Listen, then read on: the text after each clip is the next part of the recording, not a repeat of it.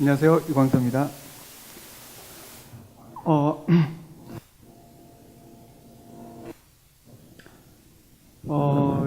보통 이제 도시나 건축을 다루시는 분들이 원래 이제 그 공학 쪽이잖아요. 근데 저는 출발이 그 미술 또는 교육에서 출발을 했어요. 물론 전공도 미술이었고요. 그래서 제가 얘기하는 건 아마 좀 더 다를 수 있을 것 같다는 생각이 들고요.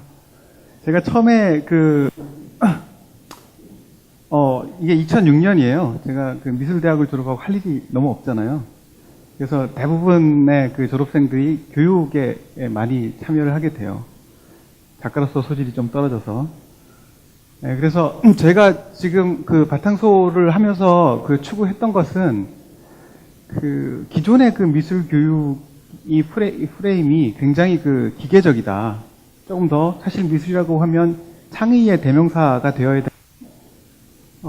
그러지 못하고 있는 어떤 환경적인 어떤 요인이 되게 컸어요. 사회적인 어떤 그 문제들이 먹고 살아야 되는 어떤 그런 것들이 크기 때문에 새로운 시도를 하는 데 있어서 굉장히 적이었어요. 저희는 좀 더 과감하게 이제 그런 것들을 투자를 했죠. 예를 들어서 공간을 좀 널찍하게 주고, 그 다음에 작업을 하는 사람들을 교사로 직접 많이 끌어들였어요. 그래서, 그 원장이 뭐 이렇게 그 어떤 걸 해라 이렇게 그 프로그램을 만들어서 이렇게 제시하지 않고, 원하는 어떤 그 자기 작업을 가지고 아이들과 만나고 소통할 수 있게, 부모들과 만나서 소통할 수 있게 하는 어떤 자유를 줬죠. 공간과 재료와 어떤 자유로운 어떤 그런 운영을 줘서 시작을 했어요. 그게 제가 사회와 어떤 접점을 만들어간 첫 번째 시도였던 것 같아요. 어쨌든 운이 좋아서 그 해에 좀 많이 미디어의 조명을 받았어요. 그래서 어떤 제의가 많이 들어오게 됐죠. 제의라는 거는 프랜차이즈의 제의죠. 프랜차이즈 제의가 들어왔는데 그때 이제 또 그런 본격적인 고민이 시작된 것 같아요. 사회에 대한 어떤 고민. 내가 이 사회에서 이 사회와 어떻게 손을 잡을 것인가 라는 거잖아요. 사회에서 나한테 모르는 사람이 전화를 걸어가지고 너네가 하는 거 할 때 돈 줄 테니까 너네가 하는 거 하게 해줘 뭐 이런 거였거든요. 근데 내가 그 손을 잡으면 뭔가 안 될 것 같아. 이렇게 쉽게 손을 잡으면 뭔가 안 될 것 같아. 뭐 이런 생각이 들었어요.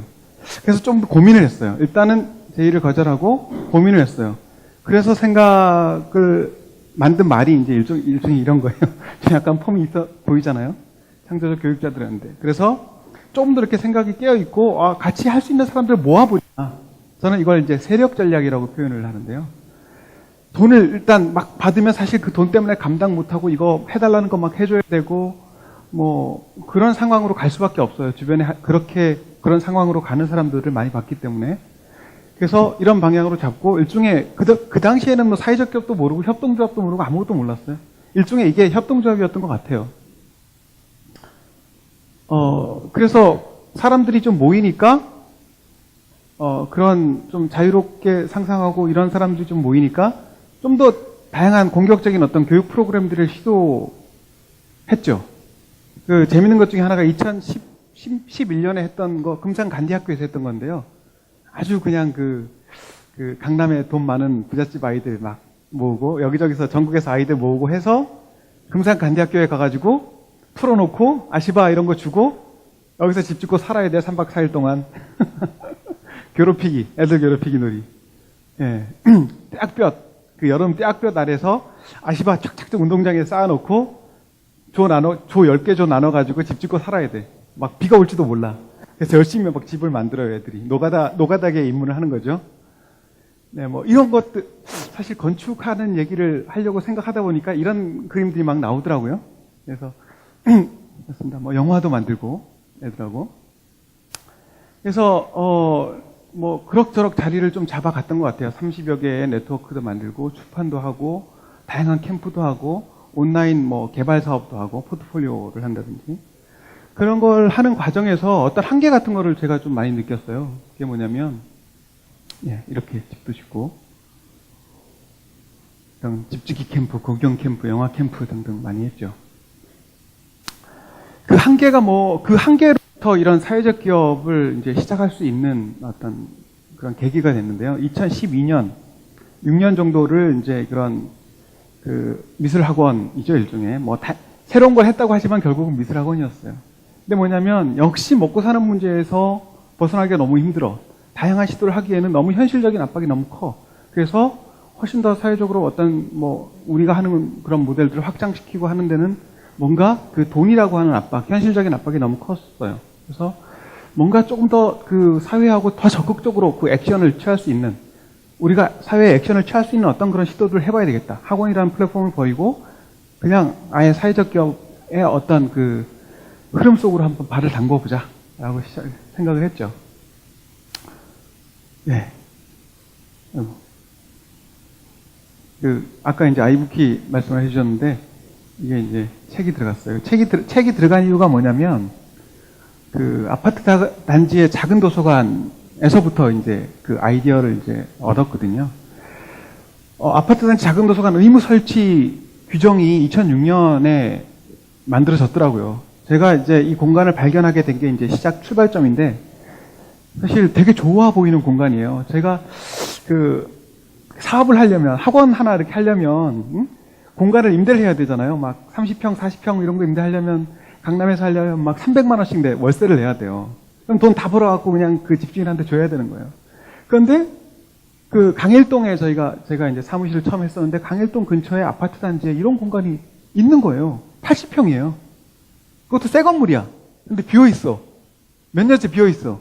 너무 열받았어. 그래서, 아니, 도대체, 왜 이런 현실이 벌어졌지? 그래서 법령이나 이런 것들을 조사를 해봤더니 어떤 의무 설치 기준이 있어요. 근데 왜 운영이 안 되는가 했더니, 일단 공간은 좋은데, 시설이 이래요. 뭐, 곰팡이 슬고, 여름에 갔더니 막 곰팡이 슬고, 책이라고 모아놓은 게 이제 1000권을 모아놨는데, 요만큼밖에 안 돼요. 1000권 모아놨는데 얼마 되지도 않아요. 그러니까, 누가 여기를 가서 쓰겠느냐고요. 그래서, 그래, 이걸 한번 사업화 시켜봐야 되겠다. 라고 해서, 그래서 사실 제안을 많이 했어요. 공간 이렇게 낭비되는 거, 그 서울시 뭐 도서관 정책 뭐 이런 데도 얘기하고 여기저기다 막 얘기했죠. 그랬더니, 그거 참 그렇게 되면 좋겠는데 지금 그 우리가 처리할 업무가 아닙니다. 뭐 이런 형식적인 답변을 많이 받았죠. 그렇게 막 두드리다가 어떻게 그 박 시장님의 취향하고 잘 맞아서 그런지 그게 이제 SH공사로 하나의 어떤 시장님 지시사항으로 내려가서 SH공사하고 이제 이런 공간을 만들고 말하자면 만든 다음에 위탁을 줘요. 운영 위탁을 줘요. 한 6개월 정도 운영 위탁을 주고, 그래서 주민들하고 이제 이 공간을 운영할 수 있는 어떤 그런 노하우를 주민들에게 전수하고 주민을 조직화하는 어떤 그런 그런 사업에 이제 뛰어들게 된 거예요. 이게 이제 제가 그린 도서관들이에요. 처음에는 이제 비어있는 공간이었는데, 저는 아까 말씀드렸듯이 건축가가 아니고 그림 그리는 사람이었기 때문에 그냥 막 그렸죠. 원래 이제 기둥이 되게 많은 그런 요만한 공간이었는데, 기둥 많아가지고, 골치 아프다. 까짓거 기둥을 아주 화끈하게 한번 활용을 해보자. 그래가지고, 배를 그렸어요. 배를 그려가지고, 요 안에 들어가서 애들이 이제 소곤소곤, 애들은 그런 개구멍 같은 거, 개집 같은 그 작은 공간을 좋아하거든요. 그래서 들어가서 이제 책도 읽어줄 수도 있고, 애들끼리 지들끼리 놀 수도 있고, 그 위에 이제 올라가서 이제 또 책을 볼 수도 있고, 하여튼 그런 일종의 어린이들이 많은 그 요즘 임대아파트 새로 들어가는 임대아파트는 다자녀 우선입지 이런 게 있어가지고요. 애들이 굉장히 많더라고요. 그래서 현장 수요조사를 좀 했더니, 그래서 애들한테 좀 좋은 공간을 만들어주자. 물론 제가 아이들 교육을 했기 때문에 더 그럴 수도 있고요. 그래서 이런 것들을 만들고 이제 디자인을 하고, 사실 그 실내 건축은 굉장히 그 전문화된 영역은 아니어서 건축보다는. 그래서 일단 여기서 공간을 만드는 곳에서 시작을 했죠. 그래서 공동체, 그 다음에 이제 또, 제가 무슨 공동체를 알겠어요. 그래서 어쨌든 운영을 해야 되니까, 도서관 전문 이런 것도 아니고, 제가 하는 건 교육밖에 없었는데, 어쨌든, 우리가 제일 잘합니다. 그래가지고 이제, 어쨌든 우리 제안에서 시작한 게 있기 때문에, 운영을 시작했는데, 진짜, 전쟁터예요. 공동체라는 거는, 이 공동체라는 건 우리가 쉽게 말할 수는 있는데, 실제로 공동체가 제대로 활성화되는 곳은 많지는 않아요. 특히 아파트 단지 공동체는 진짜 굉장히 문제가 심해요. 얼마 전에 이제 김부선 난방열사라고 하는 분의 이제 문제 제기를 통해서 이제 수면 위로 올라온 게 이제 아파트 공동체의 문제예요. 아파트 공동체는 공동체 단체들이 뭐가 있을까요? 분여회, 뭐 주민대표회, 뭐 이런 건데 그 외에 주민자치로 운영되는 그런 그 공동체는 별로 없는 것 같아요. 실제로 들어가서 보니까 그렇기도 하고 그런 것 때문에 문제가 생기는 거죠. 어떻게 보면 여당만 있는 구조라 그럴까? 그래서 어떤 투명한 어떤 경쟁 관계에 있는 권력을 서로 견제하는 어떤 그런 게 안 만들어져요. 그리고 이런 공동체 훈련이 되어 있지 않기 때문에 사람들이 이런 이렇게 되게 제가 뭐 사진을 이렇게 찍어놔서 그렇지만 사람들이 제일 많이 모였을 때 사진을 찍어놔서 그렇지만 실제로는 아파트에 이런 그 공용 공간을 만들어 놓는다고 해도 사실 사람들이 잘 안 나와요. 그 방구석에서 이렇게 사람들이 이렇게 광장으로 기어 나오는 훈련이 안 돼 있어요. 시민이 아직까지 안 된 거죠. 그런 시민이 되는 어떤 그런 그 과정들, 그런 것들에 대해서는 굉장히 많은 어떤 노력과 그 아주 디테일한 어떤 접근법들이 굉장히 많이 필요할 것 같아요. 이런 경우에도 사실 문제가 되게 많았던 게 공간을 만들어 놓으면 좋지 않겠느냐 했는데 사실은 공간을 만들어 놓으니까 싸움이 더 커져. 갈등이 더 커져. 주민들끼리. 하여튼 그런 문제들이 굉장히 많았어요. 물론 이 사업을 저희는 지금도 하고 있어요. 어떤 큰 비전을 가지고 하고 있어요. 근데 사실은 지금까지 해오면서 보시면 아시겠지만 먹고 사는 게 너무 힘들었어요. 지금 한 3년 정도 이 사업을 하면서 먹고 살 수 있었던 거는 공간 몇 개 만든 거. 네, 그런 거 가지고 해왔는데 사실은 그래서 고민이 많았어요. 이런 그 다양한 어떤 그 교육 프로그램을 돌리고 그 아파트 공동체에 예술가 컨텐츠, 교육 컨텐츠를 집어넣어서 굉장히 재미있는 어떤 그런 프로그램들도 많이 하고 주민들에게는 그 임대 아파트 단지지만 정말 강남에서 파락군에서 받는 그런 교육 이상의 수준을 제공하기도 하고 그랬죠. 그렇지만 그런 식으로 일방적으로 준다 그래서 그것이 다 좋은 건 아니다라는 것들을 굉장히 많이 느꼈죠. 그래서 이제 그 집을 짓는 길로 이제 들어서게 됐는데요. 그래서 들어선 건 아니고요. 어쨌든 그 집을 만드는 거에 대한 어떤 아까도 제가 보여드렸던 그림이긴 하지만 여기에 좀 이런 놀이를 할 때보다 잠재되어 있지 않나. 근데 이거는 저한테만 잠재된 건 아니고 모두에게 사실 잠재된 욕구인 것 같아요. 왜냐하면 제가 아이들을 가르치면서 보니까 그 아이들이 집 만드는 걸 제일 좋아하더라고요. 박스 이렇게 던져주면 그냥 막 이어가지고 막 만들어요. 그냥 막 기어다니면서 집을 만들어요. 그래서 이제 건설을 하던 좋은 파트너를 만나서 같이 이제 그 집을 짓는 일을 하게 되는데요. 그게 저희가 지은 첫 번째 집이에요. 보림주택인데 이름을 되게 멋있는 이름을 줬는데 제가 지은 건 아니고요. 금천구에 같이 일했던 그 과장님이 있었는데요. 이웃이 이웃을 돌보는 사람 사는 세상 이런 건 제 카피는 제가 놨죠. 이런 CI도 작업을 하고 이 집은 전국 최초로 지어진 홀몸 어르신 맞춤형 공공 원룸이에요. 그러니까 LH나 SH에서 하는 건 매입형 임대 주택 사업을 해요. 뭐 매년 몇백 호씩, 몇천 호씩 이렇게 하거든요. 근데 이제 도시형 생활주택 같은 걸 하죠. 원룸 같은 걸 이제 사가지고 공공에서 사가지고 그거를 이제 주거복지의 용도로 이제 쓰는 거죠. 근데 제가 이런 분들의 이제 현실을 짓기 전에 이제 이런 분들의 현실을 이제 좀 많이 이제 경험을 하게 됐는데 뭐냐면 이분들이 이제 홀몸 어르신 독거노인들이 사는 환경을 보면 한 40만 원 정도, 지금은 한 50만 원 정도까지 올랐다 그러더라고요. 40만 원 정도의 수급비라 그러나요? 그거 가지고 생활하시는데 한 반 정도가 월세로 나가요.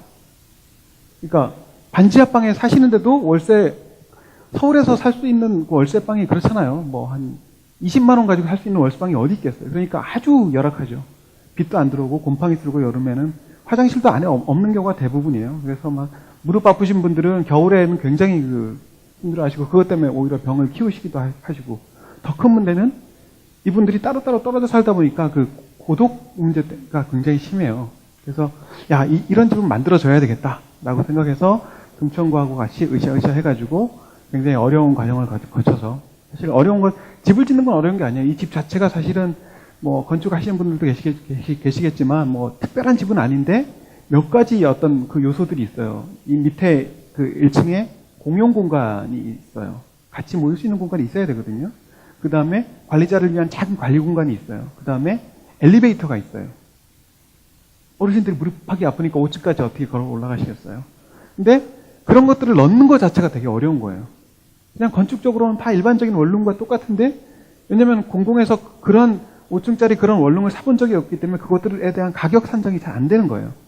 그러니까 그러려면 어떤 제도를 만들든지 뭔가를 해야 되고 막 그렇게 그런 다양한 어떤 기관들의 이해 그 관계라든지 뭐 제도의 문제라든지 그런 것들이 부딪히는 게 굉장히 많았기 때문에 그래서 굉장히 어려웠는데 어쨌든 예 대충 했어요. 그래서 이제 입주가 된 거죠. 예. 저희는 이제 집을 짓는 비용을 한국사회투자에서 그 융자를 해서 이제 땅을 사고 땅 사고 집 짓는 전체 프로젝트 비용의 이제 70%를 저리로 융자를 받아서 짓고 그것을 이제 서울시에 이제 팔고 그다음에 이제 금천구는 어르신들을 이제 지역에서 뽑아가지고 가장 필요하신 분들을 뽑아서 이제 임대를 하시는 거죠.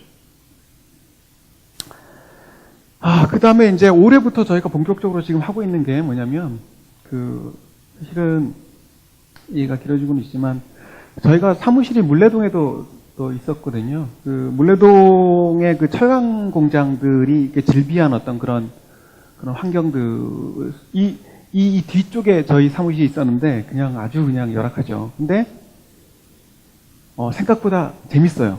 뭐냐면, 재밌는 일들이 계속 터져요.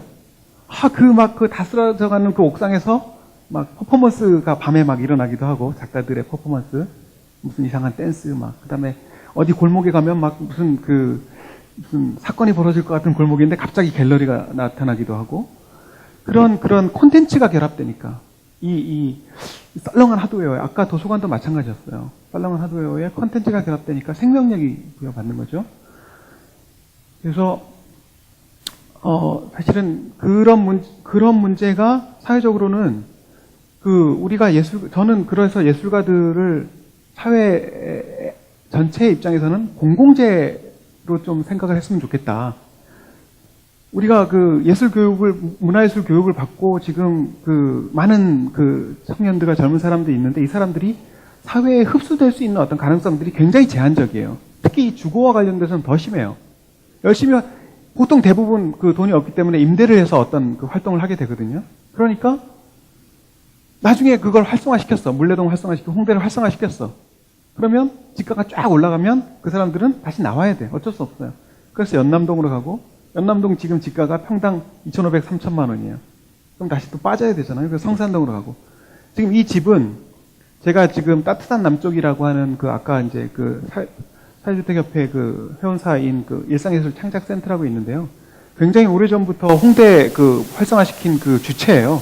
홍대 프리마켓이라든지 연남동 따뜻한 남쪽이라든지 국제 핸드메이드 페어 이런 것들 하는 컨텐츠에 있어서는 우리나라 거의 최고라고 할 수 있는 분들인데 집이 없어.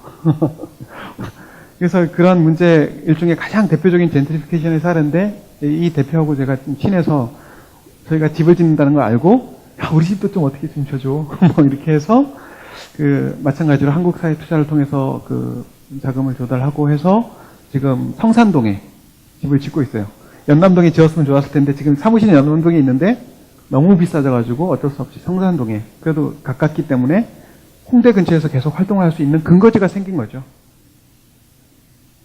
그 다음에 이제 부암동에서 이제 저희가 이제 직접 들어가서 예술가들하고 같이 활동할 수 있는 어떤 그런 다양한 활동 공간, 주거하고 일하고 같이 협업도 일어나는 그런 공간을 짓고 있어요.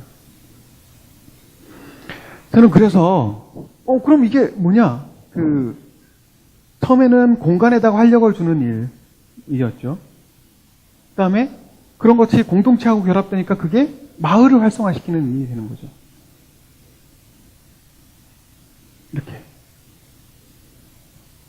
그래서 공간을 조금 더 예술적으로 꾸미면 그러면 이게 이제 익선동에 있는 식물이라는 카페인데 가보신 분들도 좀 덜어 있겠지만 익선동 아주 재건축을 할 수가 없는 옛날 한옥들이 있고 그 골목이 아주 종로 3가에 있는데 되게 좁은 골목이라서 건축하기도 굉장히 어려운데 식물이라는 카페가 하나 거의 공예품 수준으로 이제 이걸 리모델링을 한 거죠. 2개를 매입해서 이 카페가 하나 들어오고 나니까 명소가 되는 거예요. 소문이 타는 거죠.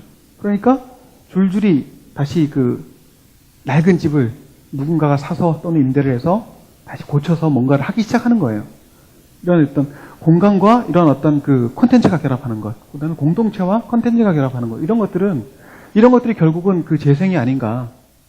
과일과 예술가 결합하는 것. 그래서 아까 이제 사실은 우리가 부자가 아니잖아요. 부자들이라면 뭐 명품, 뭐 좋은 어떤 예술품 이런 걸로 도배를 해가지고 자신의 품위까지도 끌어올릴 수가 있겠지만, 그러는 부자들도 많이는 못 봤는데, 사실은 저희는 우리가 약자의 입장에서, 그러니까 경제적인 약자의 입장에서 우리 삶의 질을 높이는 방법은 저는 어떤 그런 컨텐츠에 의한 것이다라고 생각을 해요. 사실은 이전까지 뉴타운이라든지 이런 것들은 사람들을 돈으로 눈멀게 하는 거였거든요. 너네는 이렇게 아파트를 쫙 짓고 하면은 부자가 될 수 있어라는 것으로 사람들의 눈을 멀게 했었는데, 그게 사실은 다 헛수고가 돼버렸죠. 거짓말이었죠. 들춰보니까. 근데 그러면 그 다음에 대안이 뭔가? 그게 사실 도시 재생이거든요. 그래서 정책적으로 도시 재생을 만들어가고 도시 재생의 패러다임은 확고하게 잡혔는데, 도시 재생의 모델을 만드는 것들은 아직까지 계속 하나의 어떤 프로세스, 지금 진행되고 있는 어떤 그런 상황인 거죠. 그래서 저는 좀 못 살더라도, 집이 좀 가난하더라도, 제가 잘 놀러가는 작가 하는 어떤 그런 친구들이 있는데, 집에 가보면 집은 못 사는데 되게 괜찮은 그림이 하나 걸려있어. 그러면 이 사람이 좀 다르게 보이거든요. 되게 괜찮은 친구가 만든 가구가 있어. 이건 너무 돈 주고 살 수 없는 어떤 그런 것들이 있어. 그러면 완전히 달라져요. 어떤 자부심의 측면이 있는 거죠. 분명히 돈이란 것이 우리의 삶의 질을 끌어올려줄 수 있지만, 다른 측면으로도 반드시 가능하다. 우리의 자존심과 자부심을 끌어올려줄 수 있다. 도시 재생은 저는 그런 거라고 생각을 해요. 그런 취약지역에, 재생지역이라는 건 굉장한 취약지역을 말하는 거거든요. 그래서 좋은 공용공간이나 좋은 창작공방 또는 좋은 주거공간, 우리가 공유할 수 있는 어떤 그런 다양한 컨텐츠들이 들어가게 되면 그게 진짜 재생 모델이 아닌가라고 생각을 해서 아예 방향을 이렇게 잡고 이런 쪽으로 지금 매진을 하고 있습니다. 네, 감사합니다.